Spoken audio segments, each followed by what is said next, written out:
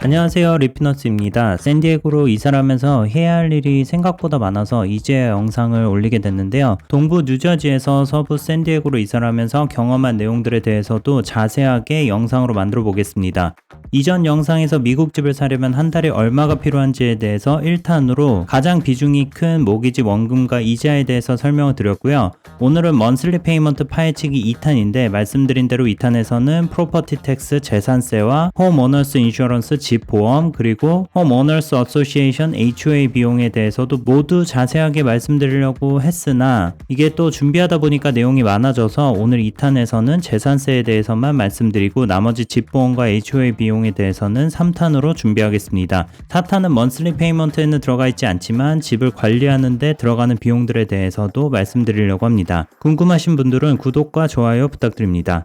1탄에서 소개해드린 뉴저지 워런 타운십의 집을 보시면 다운 페이먼트를 집 가격의 20%로 했을 때 매달 내야 하는 $4,360 중에 약 80%가 모기지 원금과 이자입니다. 당연히 가장 큰 비중을 차지하겠죠. 그 다음으로 비중이 큰 게 바로 프로퍼티 텍스 재산세입니다. 이 집은 매달 $723로 먼슬리 페이먼트에서 약 16.6%를 차지하는데요. 재산세가 높은 곳은 먼슬리 페이먼트의 20%를 차지하기도 하니까 비중이 꽤 큰 편이죠. 미국이 한국에 비해서는 재산세가 높은 편인데 미국 안에서도 뉴저지가 재산세 비율이 압도적으로 높습니다. 한국의 주택 재산세율은 0.1%에서 0.4% 수준으로 굉장히 낮은 편인데요. 고가주택인 경우에는 종합부동산세를 추가로 내지만 보통의 경우에는 대부분 0.4% 이하라고 생각하시면 됩니다. 그에 비해서 미국 50개 주의 평균 재산세율은 월런 허브의 2024년 최근 자료에 의하면 1.0%가 넘었습니다. 그 중에서도 재산세율로는 뉴저지가 압도적인 1위인데요.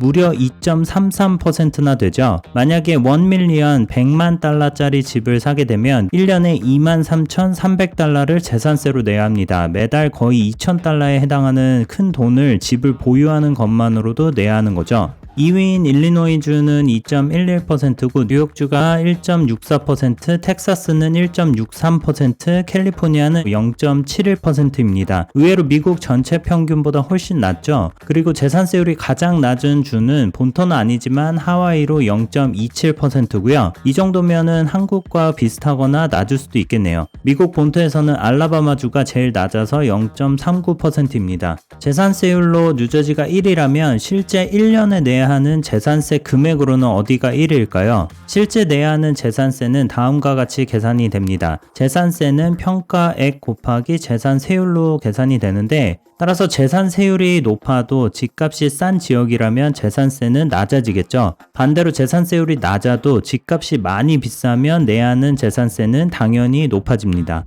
월런 허브에서는 각 주에 있는 모든 집값의 중간값인 미디언 홈 밸류를 구하고 거기에 재산세율을 곱해서 1년 동안 내야 하는 재산세 중간값을 구했는데요. 안타깝게도 여기서도 1위가 뉴저지네요. 뉴저지는 재산세율도 높은데 집값도 높은 것 같습니다. 뉴저지에 집을 보유하고 있으면 평균 $10,000에 가까운 돈을 재산세로 내야 합니다. 그리고 이거는 레드핀이나 진로에서 봐도 비슷하고요. 매년 내야 하는 재산세가 이렇게 높다면 은퇴하고 살기에는 좋은 주는 아닐 수 있습니다. 벌이나 없는데 집을 가지고 있는 것만으로도 많은 돈을 내야 하니까요. 커네티컷과 뉴햄프셔 그 다음에 뉴욕주가 뉴저지를 이어서 2, 3, 4위를 했는데 $6,300 정도로 1위인 뉴저지와 $300 정도나 차이가 나죠. 또 한 가지 주목해야 할 점은 재산세율로는 미국 전체 평균보다 훨씬 낮았던 캘리포니아가 실제 내야 하는 재산세로는 9위가 됐습니다. 그만큼 캘리포니아의 집값이 높다는 뜻이겠죠. 캘리포니아의 집값 중간값은 65만 9,300달러라고 합니다. 집값이 높으면 상대적으로 재산세율이 낮아도 재산세는 많이 낼 수 있는 거죠. 다른 주에 비교하더라도 지나치게 높은 재산세 때문에 뉴저지 주 정부에서 재산세를 낮추려는 여러 가지 노력을 하고 있습니다. 그 중에서 두 가지 프로그램을 간략하게 소개해 드릴게요. 첫 번째는 앵커 프로그램인데 이 프로그램은 집주인인 경우에는 최대 $1,500까지 그리고 렌트를 한 임차인인 경우에는 최대 $450까지 지원됩니다. 이번에 조사하면서 처음 알게 됐는데 앵커의 이름에도 마지막에 Homeowners and Renters가 들어가 있는 것처럼 해당 프로그램은 집주인뿐만 아니라 임차인도 혜택을 받을 수 있습니다. 약간 이상하지 않나요? 재산세는 집주인이 내는 건데 왜 임차인도 혜택을 받을 수 있을까요? 물론 재산세는 집주인이 내는 거지만 임차인도 혜택을 받을 수 있는 이유는 임대료에 재산세가 포함되어 있을 수도 있기 때문입니다. 렌트비에 재산세에 대한 비용이 포함되어 있는지는 리스 어그리먼트를 확인해 보시거나 아니면 집주인이나 리얼터에게 물어보시면 알 수 있습니다. 적용 요건은 2021년 10월 1일 기준으로 뉴저지의 주거지를 소유하고 있거나 아니면 임대하고 있어야 되고요. 2021년 뉴저지의 총 소득이 25만 달러 이하여야 합니다. 2024년 11월 30일까지 신청해야 한다고 하는데 아직 시간이 남았으니까 조건이 만족하시는 분들은 뉴저지 주정부 사이트에서 신청하시기 바랍니다. 링크는 더보기란과 고정 댓글에 남겨놓을게요. 리피너스 홈페이지에도 올려놓겠습니다. 두 번째 프로그램은 노인을 위한 프로그램인데 Stay NJ Property Tax Credit 프로그램이라는 건데요. 말 그대로 노인분들은 크레딧으로 재산세를 낮춰줄 테니까 다른 주로 옮기지 말고 뉴저지에 계속 머물러 달라는 거죠. 65세 이상의 고령자로 연간 소득이 50만 달러 이하인 경우에는 혜택을 받을 수 있고요. 최대 6,500달러까지 혜택을 받을 수 있다고 합니다. 이거는 아직 시행 전인데 2026년부터 시행된다고 하고요. 소득에 따라서 혜택의 차등이 있을 것 같은데 최대 6,500달러라면 정말 큰 혜택이 될 수도 있습니다. 뉴저지에 사시는 나이가 있으신 분들은 어떻게 혜택을 받을 수 있는지 계속 모니터링하고 있다가 시행이 되면 무조건 신청해서 혜택을 받아보시면 좋을 것 같습니다. 뉴저지주가 재산세가 높다고는 하지만 사실 집을 가지고 계신 분들은 아실 거예요. 주별로 이런 재산세 비교는 아무 의미가 없습니다. 왜냐하면 재산세율로 1위인 뉴저지 안에서도 지역별로 어떤 곳은 0.4%가 안 되는 굉장히 낮은 곳도 있고요. 어떤 곳은 30%가 넘는 곳도 있기 때문인데요. 재산세율로만 보면 얼마나 폭이 큰지 알 수가 있죠. 어떻게 재산세율이 30%가 넘을 수 있는지는 조금 뒤에 설명드리겠습니다. 이렇게 지역별로 다르다는 게 주 안에서 카운티별로 다른 것도 아니고요. 타운별로 다르다고 봐야 되는데 굉장히 좁은 지역별로 재산세가 관리가 되는 거죠. 이렇게 좁은 단위의 지역별로 재산세가 관리되는 건 이유가 있습니다. 미국은 전체 50개 주로 이루어져 있잖아요. 그리고 하나의 주는 여러 개의 카운티로 나눠져 있습니다. 그리고 하나의 카운티는 여러 개의 타운이나 타운십으로 이루어져 있죠. 미국은 연방주의 원칙에 기반을 두고 있어서 중앙정부와 지방정부 간에 권한이 나뉘어져 있는데 그만큼 지방정부가 중요하고 권한을 가지고 하는 일이 많습니다. 나라가 워낙 크기 때문에 지방정부의 권한이 높아질 수밖에 없을 거라고 생각하는데 지방정부는 가장 크게는 주정부가 있고 주 안에서도 카운티별로 정부가 있습니다. 그리고 카운티 안에서도 타운별로 지방정부가 있죠. 뉴저지 프린스턴을 예를 들면 미국 연방정부가 있을 거고요. 그 밑에 뉴저지 주정부가 있고 또 그 밑에 멀서 카운티 정부가 있고 또 그 밑에 프린스턴 타운십 정부가 있다고 생각하시면 됩니다. 그리고 타운십 정부 안에 특별한 역할을 하는 지방정부가 있는데 바로 그 중에 하나가 학군인데요. 스쿨 디스트릭트고요. 타운의 크기에 따라서 여러 개의 학군이 있을 수 있습니다.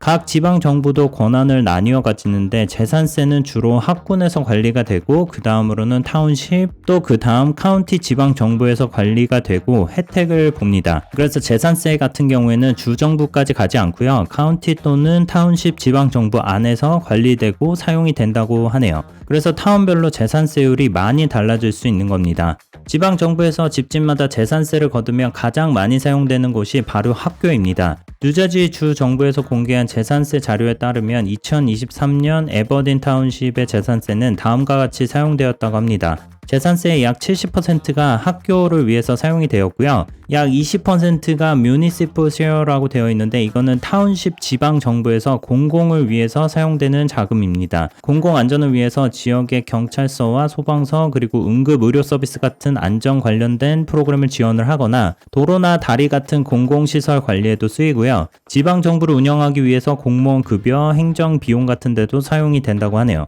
타운 안에 공원이 있다면 공원을 관리하는 데도 사용이 되겠죠.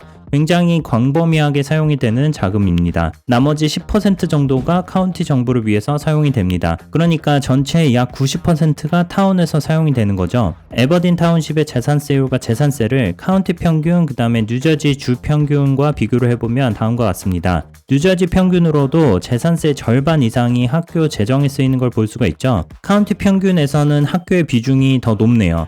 이런 점 때문에 집값이 비싸고 재산세가 높은 지역이 학군이 좋을 수밖에 없습니다. 그러면 뉴저지에서 학군이 좋기로 유명한 프린스턴의 재산세는 어떻게 사용되는지 볼까요? 학교에 사용되는 뉴저지의 평균 재산세는 $5,000 정도인데요. 프린스턴에서는 학교에 사용되는 재산세가 2배인 $10,000인 걸 볼 수 있죠. 그리고 실제 1년 동안 내는 재산세는 뉴저지 주나 아니면 카운티 평균의 2배인데 비해서 재산세율은 상대적으로 낮습니다. 그렇다는 뜻은 프린스턴의 집값이 뉴저지 안에서는 높은 편이라는 뜻이겠죠. 학교에 투자되는 세금이 많을수록 학교의 수준은 높을 수밖에 없습니다. 물론 타운십의 집 자체가 적은 경우에는 학교를 유지하기 위해서 집집마다 재산세를 많이 낼 수는 있지만 일반적인 경우라면 학군이 좋은 지역이 집값도 비싸고 재산세도 많이 냅니다. 아까 뉴저지 주 안에서 어떤 곳은 재산세율이 0.4%도 안 되는 곳이 있고 어떤 곳은 30%가 넘는 곳도 있다고 말씀드렸죠.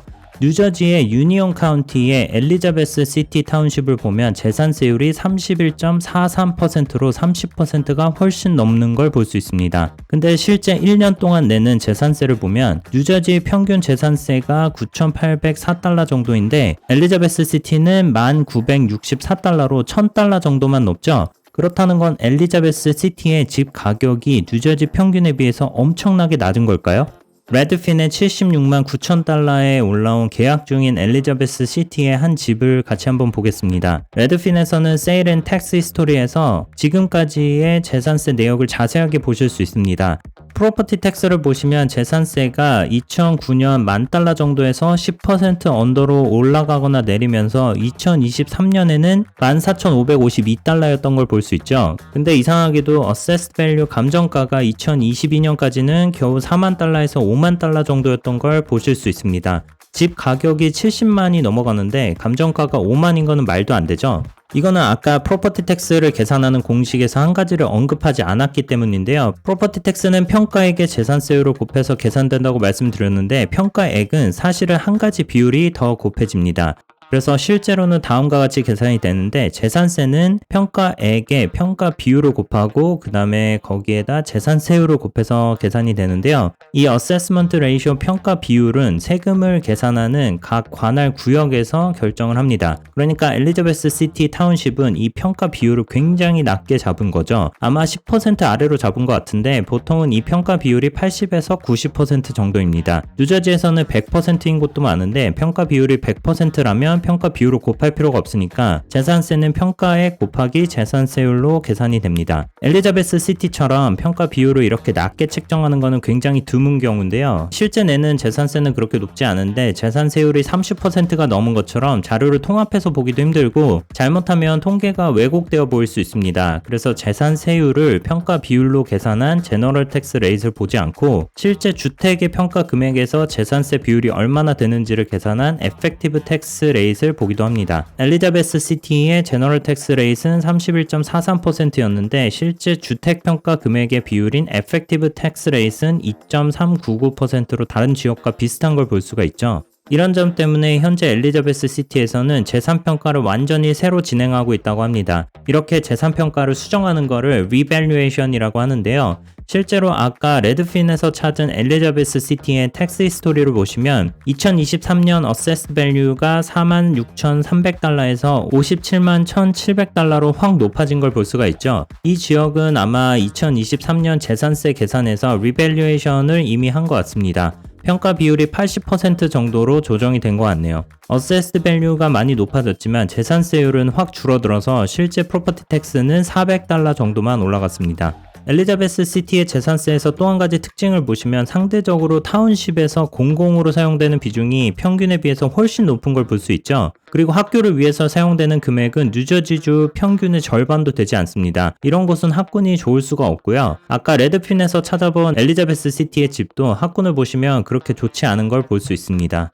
그러면 이번에는 뉴저지의 다른 지역을 한번 볼게요. 엘리자베스 시티는 다른 지역에 비해서 재산세율은 굉장히 높은데 재산세는 뉴저지 평균에 비해서 그렇게 높지 않았죠. 이번에 살펴볼 먼먼스 카운티의 딜보로우라는 지역은 반대입니다. 재산세율은 0.46%로 미국 전체에서도 손꼽히게 낮은데 재산세는 뉴저지 평균보다 2배가량 높습니다. 1년에 $20,000 이상을 내는데요. 그거는 이 딜보로 지역이 뉴저지 해안 도시로 집값이 굉장히 높기로 유명한 곳이기 때문입니다.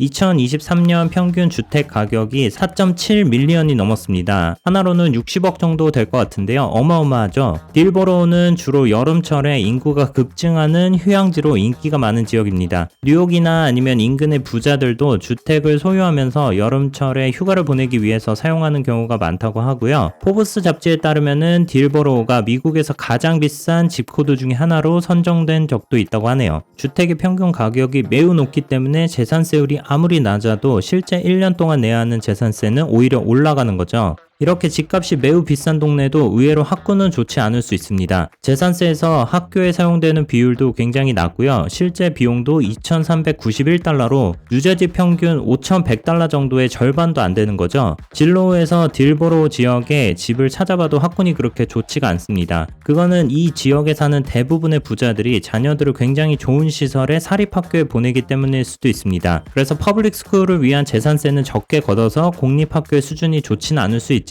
굉장히 좋은 프라이빗 스쿨들이 여럿 있을 수 있는 거죠. 그리고 이전에 소개해드린 시니어 커뮤니티가 많은 지역도 학교에 사용되는 재산세가 높지 않고 그에 따라서 학군이 좋지 않을 수 있습니다. 이렇게 재산세는 지역에 따라서 굉장히 차이가 큰데요.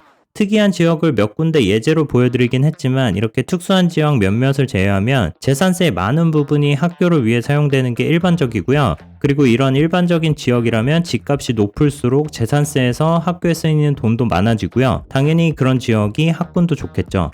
이미 말씀드린 것처럼 재산세는 각 타운십 지방정부에서 관리가 되는데요. 따라서 주택의 감정평가도 지방정부에서 담당합니다. 지방정부에서는 주택의 감정평가사 어세서를 공무원으로 고용을 해서 일반적으로 매년 주택의 감정가를 평가하는데 이건 역시 지방정부에 따라서 다를 수 있습니다. 어떤 타운십에서는 3년에 한 번 하기도 하고 어떤 곳에서는 5년에 한 번 할 수도 있는 거죠. 그러면 진로우나 레드핀 같은 부동산 중개 서비스에서는 먼슬리 페이먼트의 재산세 예측값을 어떻게 계산하는 걸까요? 각자 재산세를 예측하는 방법이 있겠지만 자세하게 공유하지는 않았습니다. 그러면 텍스 히스토리와 비교를 해서 진로우와 레드핀은 재산세를 어떻게 예측했는지 한번 알아보겠습니다. 지금 레드핀에 올라 있는 뉴저지 노스 브런스윅의 한 집을 확인해 볼게요. 리스팅 프라이스는 72만 9천 달러입니다. 그리고 먼슬리 페이먼트의 프로퍼티 텍스는 1년에 13,912달러로 나와 있습니다. 그리고 이 13,912달러는 2023년에 재산세를 그대로 사용한 걸 볼 수가 있죠. 다른 집들을 확인을 해봐도 동일하게 2023년 재산세를 그대로 표시한 걸 볼 수가 있습니다. 그러니까 레드핀은 먼슬리 페이먼트로 계산할 때 재산세는 실제로 2024년에 재산세를 예측했다기보다는 작년 재산세를 그대로 사용을 한 거죠. 텍스 히스토리에서도 볼 수 있는 것처럼 실제로는 재산세가 조금씩 올라갑니다. 레드핀에서 계산한 먼슬리 페이먼트에서 프로퍼티 텍스는 약간이긴 하겠지만 조금 더 비용이 나올 수 있다고 생각하시는 게 좋습니다. 그리고 프로퍼티 텍스 부분의 1.91% 같은 경우에는 이 지역의 재산세가 1.91%라는 건 아닙니다. 단순히 리스팅 프라이스인 72만 9천 달러에서 2023년 작년의 재산세로 계산이 된 거고요. 그러니까 만약 홈오너가 80만 달러로 이 집을 마켓에 올렸다면 레드핀의 프로퍼티 텍스 비율은 1.74%가 될 겁니다. 그러니까 레드핀의 재산세율은 정확하다고 볼 수가 없겠죠. 그리고 어세스드 밸류를 보시면 2017년부터 계속 같은 값인 걸 볼 수 있습니다. 이런 경우는 타운십에서 주택 평가를 매년 다시 하지 않고 매년 재산세율만 올린 거라고 볼 수 있는데요. 노스 브런스윅의 재산세율은 2023년에는 6.22%였습니다. 2023년 평가액인 22만 3,600달러에 6.22%로 계산을 하면 정확히 13,912달러가 나오죠. 텍스 히스토리에서도 매년 1%에서 3% 정도 오른 걸 보면 2024년에도 2% 정도는 오를 거라고 예상할 수 있습니다. 그러면 13,912달러에 2%가 올라서 14,190달러가 될 수도 있겠네요. 그런데 여기서 한 가지 걱정되는 게 있었는데 리스팅 프라이스는 73만 달러잖아요. 그리고 재산세를 위한 평가액은 22만 3,600달러였는데 차이가 너무 많이 나죠. 그러면 혹시나 이 집을 구매하게 되면 타운십에서 재평가를 해서 평가액이 많이 오르진 않을까 하는 겁니다. 예를 들어서 재평가를 해서 평가액이 70만 달러로 올라가게 되면 재산세율 6.22%를 곱해서 재산세가 43,554달러가 될 수도 있잖아요. 아니면 에펙티브 텍스 레이트인 2.524%를 곱해도 17,668달러로 올라갑니다. 지금보다 4,000달러 가까이 올라가는 거잖아요. 알아보니까 실제로는 집을 구매한다고 해서 무조건 재평가를 하지는 않는다고 합니다. 물론 타운십의 허락을 받아야 하는 집의 구조를 변경을 하거나 아니면 집에 수영장을 추가하거나 리모델링을 하면 타운십에서 주택평가사를 보내서 재평가를 할 수도 있습니다. 하지만 그런 게 아니라면 집의 주인이 바뀌었다고 해서 평가액을 다시 측정하진 않는다고 하네요. 텍스 히스토리에서도 보시는 것처럼 매년 올라가긴 하겠지만 계산한 것처럼 굉장히 큰 폭으로 올라가지는 않을 거라는 거죠. 하지만 집을 구매한 다음에 주택을 크게 리모델링 할 예정이라면 재산세가 얼마나 올라가는지도 한번 생각해 보셔야 합니다. 뉴저지에서 재평가, 리밸류에이션을 하는 경우에 대해서 궁금하신 분들은 공유해드리는 링크를 확인해 보세요. 그러면 이제 진로우에서 똑같은 집의 먼슬리 페이먼트를 한번 보겠습니다. 먼슬리로는 $1270를 내니까 1년에는 $15,240입니다. 프로퍼티 텍스에 있어서는 작년 재산세를 그대로 사용하는 레드핀보다는 진로우가 조금 더 현실적인 예측값인 것 같네요. 1탄에서 모기지 페이먼트를 설명을 드릴 때 모기지 론을 받기 위해서 은행에서 집을 담보로 얼마를 대출해 줄지를 판단하기 위해서 집의 가치를 평가한다고 말씀드렸잖아요. 그거를 어프레이절이라고 하는데 모기지 대출을 위해서 집의 가치를 평가하는 어프레이절과 재산세 계산을 위해서 집의 가치를 평가하는 어세스먼트는 다릅니다. 어프레이절은 모기지 론을 해주는 은행에서 대출해주기 전에 평가사를 통해서 가치가 평가되는 거고요. 어세스먼트는 지방정부 공무원이 1년이면 1년, 2년이면 2년 특정 기간마다 타운십에 있는 집들의 가치를 평가합니다. 둘 다 집의 가치를 평가하지만 평가하는 주체도 다르고 평가 시기도 다르고 물론 평가액도 다르겠죠. 3탄에서 말씀드릴 집 보험에 가입할 때에도 집의 가치를 평가하는데 그거는 또 다른 주체가 또 다른 방식으로 평가를 합니다. 보신 것처럼 재산세는 매년 올라가는데 재산의 평가액이 올라가거나 아니면 재산 세율이 올라가겠죠. 어떤 곳은 둘 다 올라가기도 합니다. 지금까지는 재산이 어떻게 평가가 되고 언제 재평가가 되는지 알아봤는데 그럼 재산 세율은 왜 매년 올라가는 걸까요? 재산세는 말씀드린 것처럼 지방 정부에서 관리합니다. 카운티 정부를 위해서도 사용이 되지만 대부분은 타운십 정부에서 사용이 되죠. 타운십 정부에서 돈이 많이 필요해지면 재산 세율을 올려서 재산세를 많이 걷어야만 합니다. 그러면 타운십에서는 왜 매년 재산세를 올릴 수밖에 없을까요? 재산세는 학교에서 가장 많이 사용이 된다고 말씀드렸죠. 학생들에게 제공되는 식사나 스쿨버스 그리고 여러가지 액티비티 그리고 선생님들의 월급들도 모두 재산세에서 지출될 겁니다. 그리고 타운십 정부는 타운 안에 있는 도로나 공공시설의 유지보수 책임도 있죠. 신호등이 망가지거나 도로가 파이면 고쳐야 됩니다. 그러면 인부를 고용을 해서 고쳐야 하는데 매년 인플레이션으로 인건비도 올라가고 자재값도 올라갈 겁니다. 결국에는 인플레이션이 재산세에도 영향을 미치는 거죠. 그리고 올해 특별히 지진이나 홍수가 났을 때는 충당을 위해서 내년에는 재산세가 크게 올라갈 수도 있습니다.